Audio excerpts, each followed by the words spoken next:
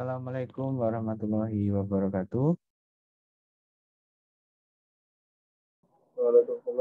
Waalaikumsalam warahmatullahi wabarakatuh. Oke, silahkan yang belum siap-siap bisa segera siap-siap. Dan kalau sudah siap, silahkan untuk open kamera ya. Kita akan segera untuk memulai perkuliahan pada pagi hari ini. Oke, silahkan ya yang sudah siap bisa segera on cam. Kita akan segera untuk berkuliah. Oke.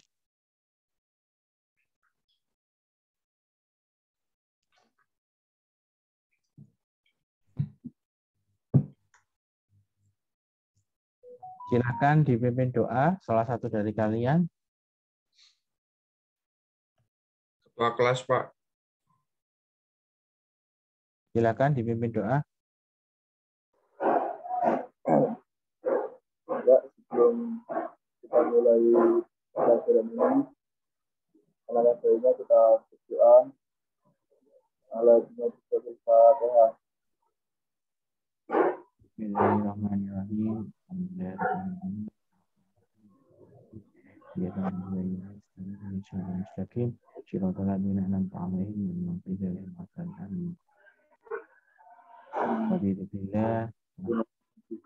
Coba belajar? Enggak. Ya wes, ya udah kita jangan apa-apa. Oke, kita mulai ya teman-teman. Silahkan memahami dengan baik kuliah kita hari ini. Ya, perkuliahan kita hari ini kita akan membahas kaitan dengan hukum permintaan dan penawaran.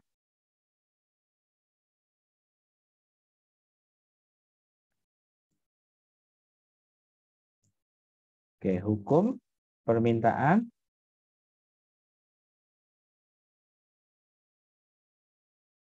dan penawaran.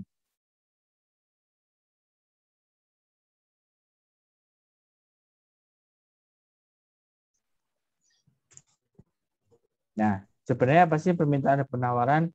Nah, permintaan itu adalah kalau kita membahas tentang pasar ya. Jadi ada orang yang beli, ada orang yang jual. Jadi orang beli itu disebut dengan permintaan, ya. Sedangkan penawaran itu adalah orang jual, ya.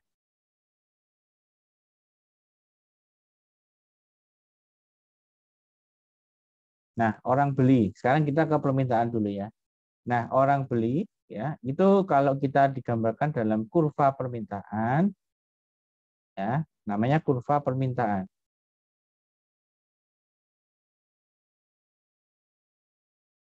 Itu semakin jadi ada dua variabel ya, atau ada dua hal yang dinilai, yaitu yang satu kuantitas barang yang diminta,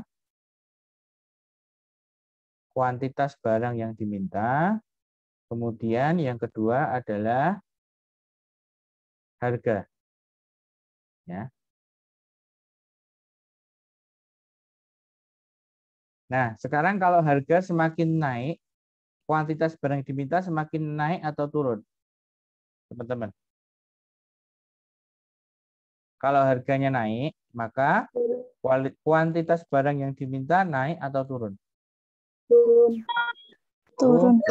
Ya, kenapa? Kalau kalian mau beli barang dengan harga yang lebih mahal, kira-kira mau apa enggak? Pasti kan semakin enggak mau. Maka hubungannya adalah negatif. Jadi di dalam kurva permintaan itu hubungannya adalah negatif. Kalau digambarkan ya, misalnya seperti ini, gambarnya itu kayak gini. Gini. Dari kiri atas ke kanan bawah, itu namanya demand ya, atau permintaan. Di sini harga atau price, di sini quantity. Ya. Nah ini harganya kan kalau semakin turun maka kuantitas yang diminta akan semakin naik. Ya, ini semakin ke sana kan arahnya. Nah, misalnya di sini harganya 100, di sini 50, di sini 25. Maka di sini kuantitas yang diminta adalah 10, 20, 30. Naik terus ya. Nah, itu disebut dengan kurva permintaan. Jadi kurva permintaan itu dari kiri atas ke kanan bawah. Ya. Jadi kurva permintaan itu menggambarkan hubungan antara harga suatu barang dengan kuantitas yang diminta suatu barang. Nah, kuantitas yang diminta itu berarti kuantitas yang kita beli. Misalnya, permintaan akan buah jeruk, ya, jeruk. Misalnya harganya itu semakin lama semakin turun, misalnya 10.000, ya, 9.000, 8.000, ya. Nah, ini kuantitasnya akan semakin naik, ya. Ini P, ini Q, ya. Kita misalnya di sini harganya kuantitas yang diminta 10, di sini semakin naik jadi 20, jadi 30. Jadi hubungannya selalu negatif ya, jangan lupa ya. Hubungan kurva permintaan itu selalu negatif. Ya. Jadi harga yang bersedia dibeli oleh konsumen itu disebut dengan harga pada posisi permintaan. Di sini contohnya adalah jeruk. Ya, price-nya 10.000, 10 yang diminta, harganya 9.000, 20 yang diminta, harganya 8.000, 30 yang diminta. Begitu ya. Ada pertanyaan teman-teman?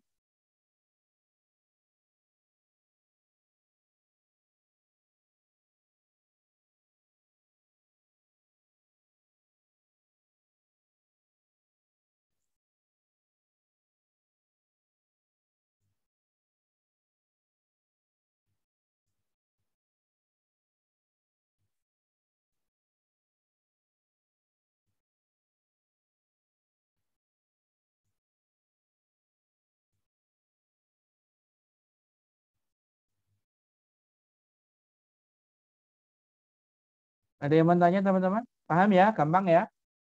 Oke, sekarang kalau tidak ada permintaan, tidak mungkin ada penawaran. Oke, sekarang masuk ke penawaran.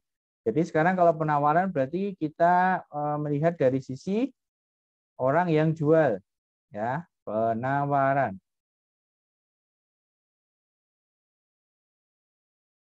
Ya, penawaran. Berarti kita lihat dari sisi orang yang jual. Orang yang jual. Orang yang jual. Nah, teman-teman, orang yang jual ini berarti kita bicara harga jualnya. Ya, jadi ada dua variabel. Yang satu adalah harga jualnya. Yang dua adalah kuantitas yang dijual. Quantity yang dijual.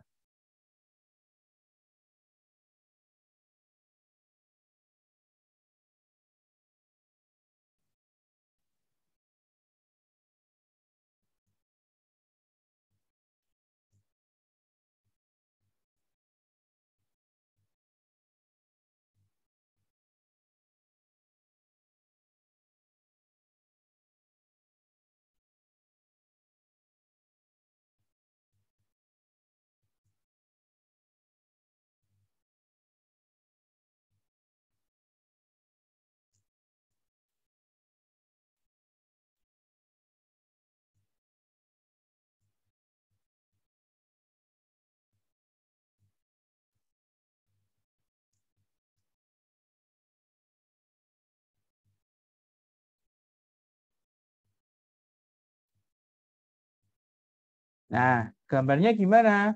Sekarang kalau kalian sebagai produsen atau pengusaha ya, kalian pengen jualan barang, kalian pengennya harganya selalu meningkat apa menurun? Meningkat. Hmm? Meningkat. Hah? Meningkat. Mau apa? Meningkat, harganya Pak. meningkat ya. Meningkat, Pak. Misalnya di sini harganya 1.000, jadi 2.000, jadi 3.000. Nah, maka kurvanya itu kebalik ya. Kurvanya kebalik. Misalnya di sini price, di sini ada Q-nya. Ya, ini 1.000, di sini 2.000, sini 3.000, ya. Kuantitinya 100, 200, 300, ya. 400 dan lain sebagainya, ya. Nah, kurvanya enggak lagi begini ya, tapi kebalikannya. Tapi begini. Set gini ya. Artinya kalau kita jual 100, maka yang minta juga 100. Kuantiti yang diminta akan semakin meningkat. Dengan harga kuantiti yang dijual, kuantiti yang dijual adalah semakin meningkat. Misalnya ada 400 di sini, 4.000 sorry ya. Ini sampai sini. Oke ya. Jadi kalau kita ngomongin kurva supply atau penawaran, maka kurvanya adalah positif ya. Ini dinamakan positif ya teman-teman. Positif. Positif itu berarti kalau naik maka harga naik maka kuantiti yang ditawarkan juga naik ya.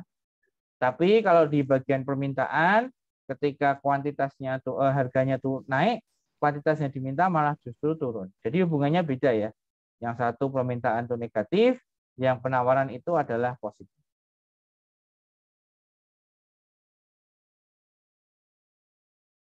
Ada pertanyaan teman-teman? Sebelum saya masuk ke equilibrium.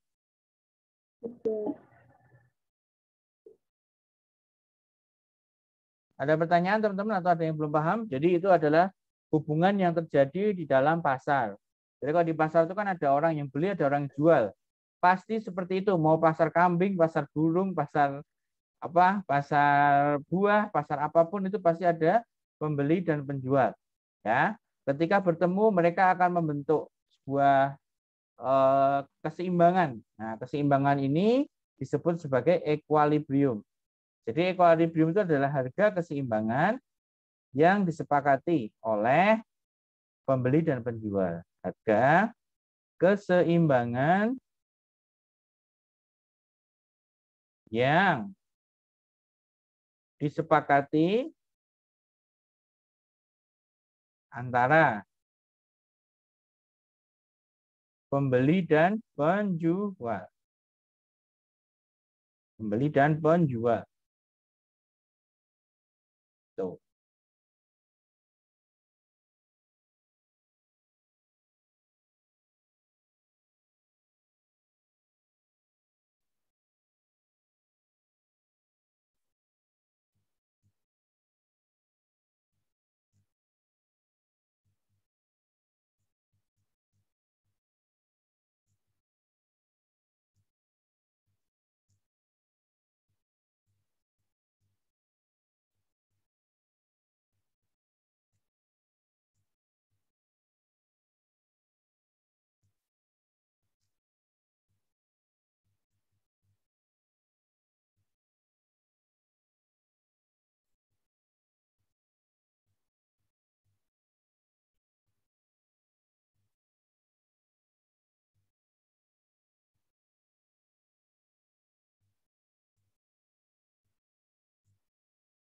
Nah, harga keseimbangan berarti ya digabung antara permintaan dan penawaran. Ya. Tanya gini ya. Ini gini. Ini ada price, ada quantity. Di sini ada 1000, ada 2000, ada 3000. Nah, di sini ada 100, ada 200, ada 300, ada 400. Ya. Nah, ini yang kurva supply ya. Supply. Terus kemudian yang demand ini. Saya gini ya. Ini demand D. Nah, demand ini permintaan ya. Permintaan kan tadi negatif hubungannya. Sedangkan kalau penawaran itu hubungannya positif. Jadi gini. Nah, maka kalau kita tarik ke sini berarti ada 250 ya kurang lebih ya. Terus kita tarik ke sini 2000. Jadi dengan harga 2000 maka permintaan buah jeruk, ini misalnya jeruk ya. Jeruk adalah 250 ya. Jadi kalau kalian itu pergi ke pasar, kemudian kalian beli ayam potong, misalnya sekilonya misalnya 50.000, anggap aja gitu ya. Nah, berarti kalian sedang menyepakati harga antara penjual dengan pembeli adalah 50.000. Ya. Jadi dalam keadaan apapun ya, dalam kondisi apapun yang namanya permintaan dan penawaran selalu menyepakati sebuah harga kesepakatan atau disebut sebagai equilibrium. Ya, tak kasih tanda E ini ya. Artinya adalah equilibrium. Ya, equilibrium itu adalah harga keseimbangan yang disepakati antara permintaan dan penawaran atau kuantiti yang disepakati antara permintaan dan penawaran. Sehingga kalau harga jeruk itu 10.000 per kilo, nah berarti 10.000 itu adalah harga kesepakatan yang memang secara umum pembeli dan penjual sepakat bahwa harganya segitu. Nggak bisa lebih tinggi, nggak bisa lebih rendah. Kalau kalian jual harga jeruk itu 15.000, nggak akan laku. Kalau kalian jual harga jeruk itu 8.000, kalian mungkin nggak akan untung. Nah, maka keseimbangannya adalah di equilibrium, yaitu 10.000. Oke, bisa dipahami ya teman-teman ya. Silakan, ada yang tanya. Sebelum saya lanjutkan lagi, ada yang ingin ditanyakan?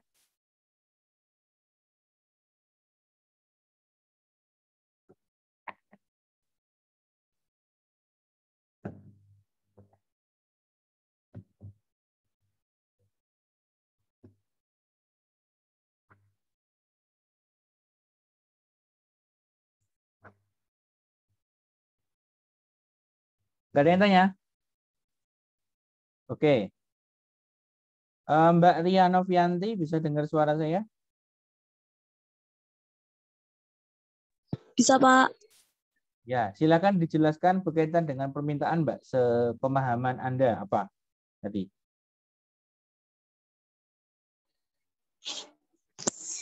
Kurva permintaan ya, Pak. Orang yang beli.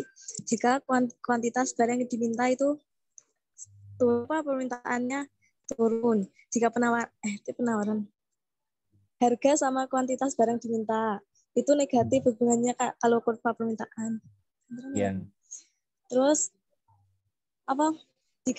jika negatif, jika harga naik, maka kuantitas turun. Kuantitas permintaan barang yang diminta turun. Gitu ya. Oke. Pak. Terima kasih Mbak Ria. Siapa? Terus, ya.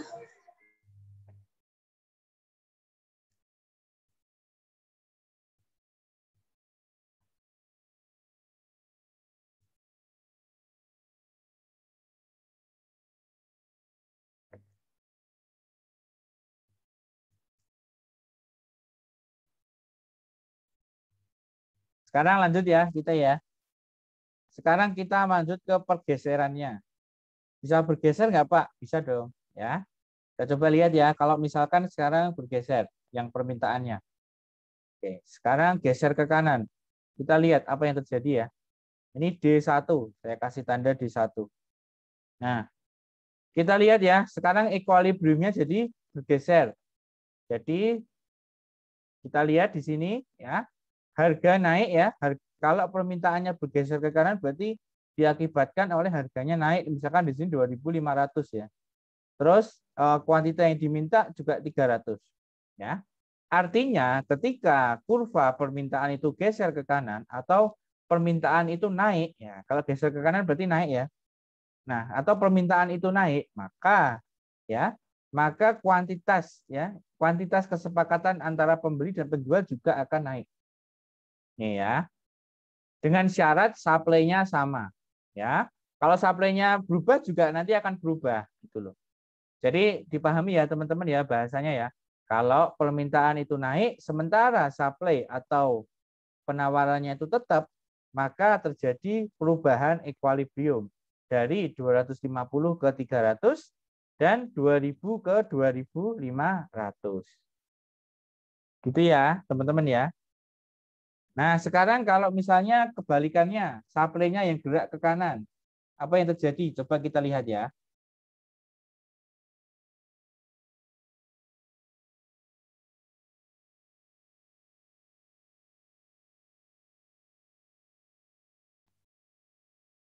Bentar, saya gambar ulang ya. Bentar ya.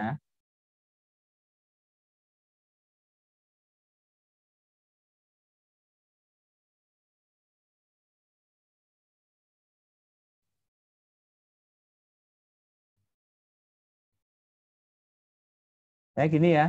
Ini S. Nah, terus S-nya sekarang bergerak ke kanan. Set. Ya, anggap aja lurus ya. Saya nggak bisa gambar lurus, nggak ada penggaris. Ini kita lihat bahwa ternyata harganya turun. Jadi ketika S bergerak ke kanan, sementara permintaannya itu tetap, maka kuantitas yang ditawarkan, kuantitas kesepakatan antara demand dengan supply itu 300, sedangkan ini harganya turun, gitu loh.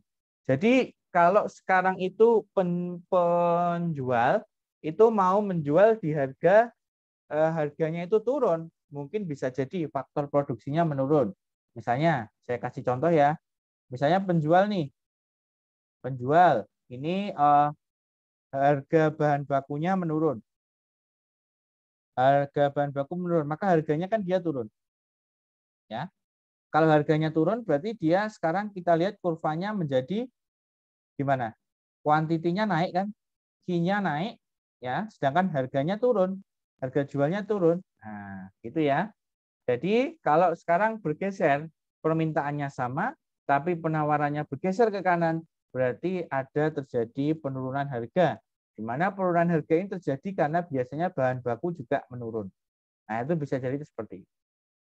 Jadi lika-liku pasar itu selalu ini ya, selalu apa macam-macam ya. Jadi kita nggak perlu menghafalkan semua ini nggak perlu. Cukup teman-teman itu memahami bahwa kalau permintaan itu berarti berhubungan dengan orang beli, sedangkan kalau penawaran itu berhubungan dengan orang jual. Ya, kesepakatan antara keduanya disebut dengan equilibrium. Ya, jadi kita nggak mungkin ngomongin permintaan dan penawaran tanpa ada equilibrium. Equilibrium itu pasti selalu ada. Harga yang terbentuk di pasar itu adalah equilibrium, bukan permintaan, bukan penawaran. Permintaan dan penawaran itu adalah komponen dari equilibrium tadi. Ya, semua bentuk pasar itu pasti selalu seperti itu. Ya. Sekarang tak kasih pertanyaan, ya. Sekarang tak kasih pertanyaan. Sebuah cerita, dengerin ya, dengerin baik-baik ya. Ini apa ini? Oke, dengerin baik-baik ya. Misalnya sekarang kita ngomongin pasar tenaga kerja. Yang jadi permintaan siapa, teman-teman? Lagi, Pak. Atau perusahaan? Konsumen. Atau perusahaan yang jadi permintaannya? Yang jadi bagian permintaan siapa?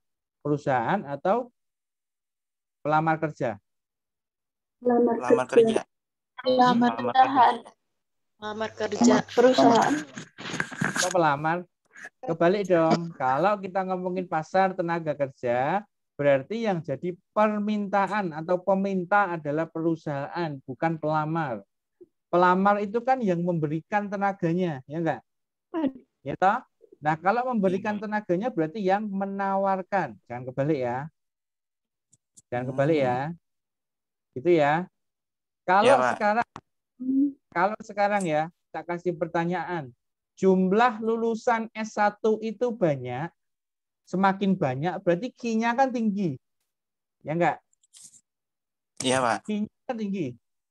Nah, maka bagaimana harganya? Harusnya harga gaji ya berarti ya. Harga upah tenaga kerjanya bagaimana? Menurut kalian? Semakin menurun atau Turun, Pak. Turun, Pak. Nah, Turun, Pak. dengan kata lain, kalau kalian itu kuliah, ya, kalian sekarang tahu-tahu jumlah perguruan tinggi di Indonesia itu kan semakin banyak, bukan semakin kurang. Sehingga jumlah orang yang kuliah pun juga semakin banyak. Jumlah orang yang lulus pun juga akan semakin banyak kalau jumlah orang yang kuliah juga semakin naik. Nah, maka kalau kalian sekarang ini kuliah, berarti kalian harus menyingkirkan banyak sekali pesaing, ya enggak? Sehingga kue kalian untuk menikmati gaji yang layak itu hanya sedikit. Gitu loh, nalarnya, logikanya. Saya ulangi ya. Kalau kalian itu kuliah, sementara kalian tahu bahwa jumlah perguruan tinggi itu selalu naik, maka kesempatan kalian untuk bekerja sesuai dengan gaji yang kalian inginkan akan semakin kecil. Karena apa? Karena kuantiti yang ditawarkan itu lebih banyak daripada jumlah apa? Jumlah yang seharusnya normalnya, bukan semakin turun kan, tapi semakin naik terus. Terus kalau gitu buat apa kuliah dong? Kan gitu pertanyaannya. Ya. Buat apa dong kuliah? Kalau kalian hanya mengharapkan gaji, ya nanti lulus terus kerja, itu sudah pemikiran yang lama. Ya, karena itu pasti juga banyak faktor yang bisa mempengaruhi kalian nanti lulus terus bekerja dengan baik. Ya. Maka dari sekarang kalian harus membangun yang namanya kapasitas kalian dengan maksimal. Ya, jangan lagi ada yang kuliah nggak benar, nggak lulus, dan lain sebagainya. Itu yang nanti akan menghambat kue kalian akan semakin sedikit. Kue. Jadi kalau kita ngomongin ekonomi itu kan sumber dayanya terbatas ya. Kue. Ya, kalau misalkan ini lingkaran ya, lingkaran ini kue. Kalau orangnya semakin banyak, ya, yang menikmati kue ini, kue penghasilan ini, maka semakin sedikit orang menikmatinya kan, porsinya kan semakin kecil, ya. Nah, kalau kalian semakin kecil ya, kalian mau apa sekarang? Gitu. Jadi sebuah kurva permintaan dan penawaran itu sangat powerful ya, karena bisa membuat kita belajar mengenai kehidupan. Karena semua yang namanya kehidupan sosial bagi kita itu hubungannya pasti permintaan dan penawaran. Ya. Kalian mau lulus S1, dan sekarang berapa sih jumlah lulusan S1 itu berapa? Ya enggak?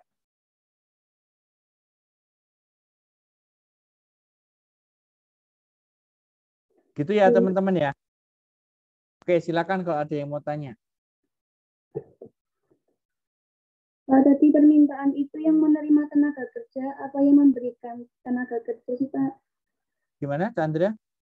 Tadi permintaan yang tentang tenaga kerja itu orang yang menerima tenaga kerja atau memberikan tenaga kerja? Tenaga kerja.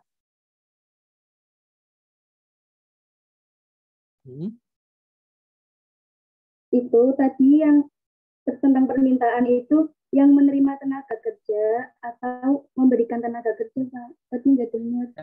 Permintaan berarti perusahaannya yang menerima tenaga kerja.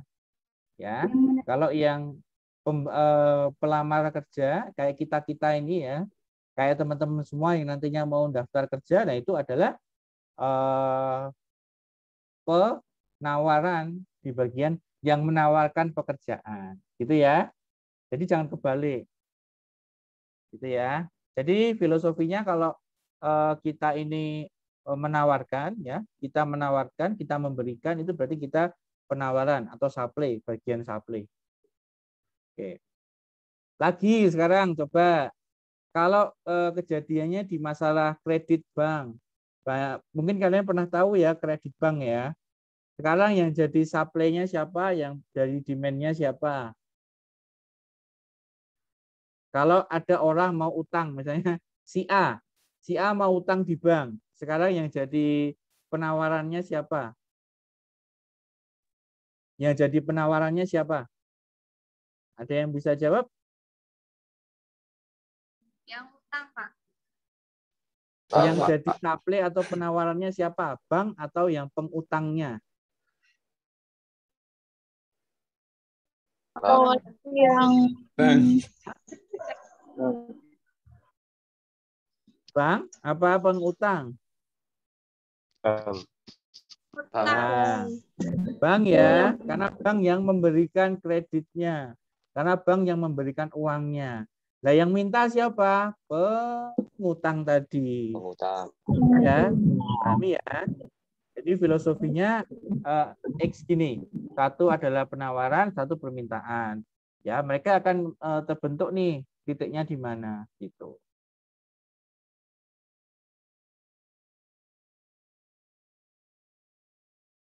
Silakan, ada yang ingin ditanyakan teman-teman? Pak.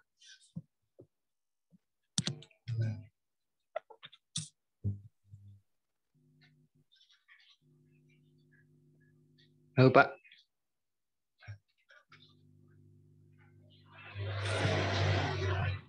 Izin bertanya. Ya, gimana Chandra? Tadi kan itu yang equilibrium itu kan harga keseimbangan. Nah, kalau tidak terjadi harga keseimbangan itu faktor penyebabnya apa saja, Pak? Chandra dan teman-teman sekalian, harga keseimbangan itu pasti terjadi teman-teman semua. Tidak mungkin tidak terjadi, ya. Kalau enggak terjadi berarti nih cinta bertepuk sebelah tangan ya. Ibaratnya seperti itu ya. Kalau bahasa kalian kan gitu ya. Cinta bertepuk sebelah tangan itu kan berarti cuma satu, cuma permintaan toh. Itu enggak mungkin ya kalau di pasar ya. Ya, mungkin kalau kalian pernah bernasib seperti itu ya silahkan gitu ya. Mungkin pernah. Tapi kalau di pasar itu berbeda. Nah, jadi selalu hubungannya equilibrium, keseimbangan. Ada orang jual, ada orang beli. Sekarang Anda bayangkan kalau di pasar itu adanya penawaran. Ya nggak ada yang beli, nggak ada yang jual dong. Masa kita ke pasar nawarin dagangan terus nggak ada yang beli, lama-lama kita capek dong. Ya nggak, kita pulang. Tapi kan kalau kita ke pasar kita lihat ada proses jual beli kan. Nah, itu berarti ada equilibrium gitu loh, teman-teman. Karena semua ini masih membutuhkan. Saya butuh beli baju, saya butuh beli beras, saya butuh beli apa? Jaket, saya butuh beli kendaraan dan lain sebagainya, and so on, banyak sekali. Ya, jadi equilibrium itu pasti terjadi. Di mana equilibrium ini komponennya ada dua, yaitu penawaran dan permintaan. Tidak akan pernah ada permintaan kalau tidak ada penawaran. Ya, rada-rada susah ya, jadi kalian harus dengarkan dengan baik-baik. Oke? Pak izin Andra, sudah tanya, bisa dipahami? boleh minta dijelasin ulang tentang materi equilibrium, Pak? Oke, Tadi kurang equilibrium. mengikuti karena kendala sinyal. Jadi equilibrium itu adalah keseimbangan antara ya permintaan dan penawaran. Ya, kalau kita lihat di sini, kita lihat kurvanya ya. Kalau permintaan itu berarti orang yang beli, ya, atau orang yang meminta, ya. Yo, saya jelasin dari kacamata kalian kalau anak-anak muda yang itu ya, anak muda zaman sekarang ya. Kalau kalian itu permintaan, berarti kalian itu sedang mengharapkan mendapatkan sesuatu yang kemudian kalian akan membayarnya. Ya, misalnya kalian pengen beli kacamata, ya. Nah, itu berarti kalian sedang akan mengorbankan uang kalian untuk membeli kacamata, untuk mendapatkan kacamata. Nah, kurvanya berbentuk atau grafiknya berbentuk negatif seperti ini, ya. Kemudian kalau penawaran itu adalah orang yang jual, berarti penjual kacamata. Ya, penjual kacamata kurvanya seperti ini. Semakin tinggi harganya, maka dia akan lebih banyak menjual kacamatanya. Ya. Nah, keseimbangan dari keduanya kalau digaris itu jadi garis X seperti ini ya. Saya hapus saja yang tadi. Garis X seperti ini ya. Jadi antara jeruk nih misalnya ya. Jadi antara yang diminta itu sepakat untuk harganya adalah 250 ya, sedangkan harganya 2.000 ya. Sedangkan kalau kuantiti berarti yang diminta berapa? 250. Berarti yang terjadi ya, misalnya Prasetyo mau beli kacamata. Nah, Prasetyo ini uangnya misalnya uangnya 500.000 buat beli kacamata. Nah, ternyata harganya di pasar itu rata-rata adalah 600.000. Nah, ketika Prasetyo itu setuju untuk membeli di 600.000, maka terbentuklah harga equilibrium di 600.000 gitu loh ya. Sekarang kalau misalnya sekarang harga kacamata 600.000, tapi nggak ada yang mau beli di harga sekian. Rata-rata orang-orang nggak ada yang mau kacamata harga sekian, maka tidak akan pernah ada equilibrium 600.000. Kalau equilibrium itu misalnya 300.000, berarti kesepakatan dong. Penjual rela untuk menjual di harga 300.000 karena berkaitan dengan biaya produksi dari membuat kacamata. Sedangkan kalau orang itu membeli 300.000 ya berarti dia merasakan bahwa kacamata itu layak untuk dihargai 300.000. Gitu ya Prasetyo ya. Oke. Pak, terima kasih. Ya, jadi singkatnya seperti itu teman-teman. Saya menjelaskan dengan bahasa yang simpel ya. Jadi kalau di buku pengantar ekonomi mikro itu sebenarnya lebih rumit lagi. Tapi saya nggak mau menjelaskan dengan rumit. Nanti kalian nggak paham. Intinya itu kalian kalau di luar itu ketemu penjual, pembeli hubungannya adalah equilibrium. Kalau belum equilibrium berarti belum ada orang yang beli barang itu. Gitu loh. Ya. Silakan kalau ada yang mau tanya lagi. Nanti ini saya rekam, saya tampilkan di YouTube ya. supaya untuk pelajaran kalian. Nama YouTube-nya apa, Pak? Nanti saya share di link ya. Baik, Pak.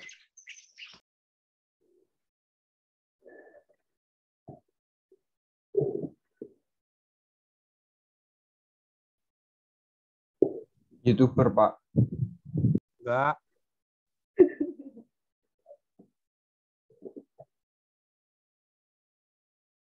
Ya, silakan, ada yang mau tanya?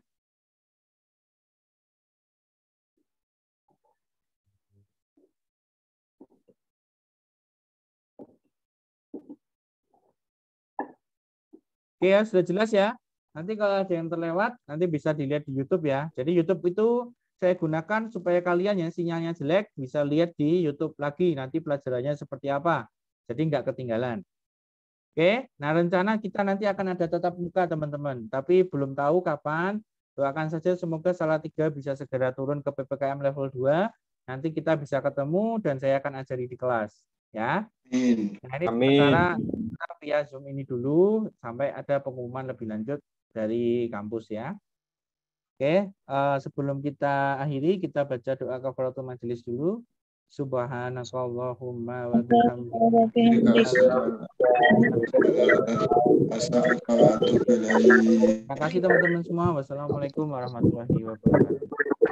Waalaikumsalam warahmatullahi wabarakatuh.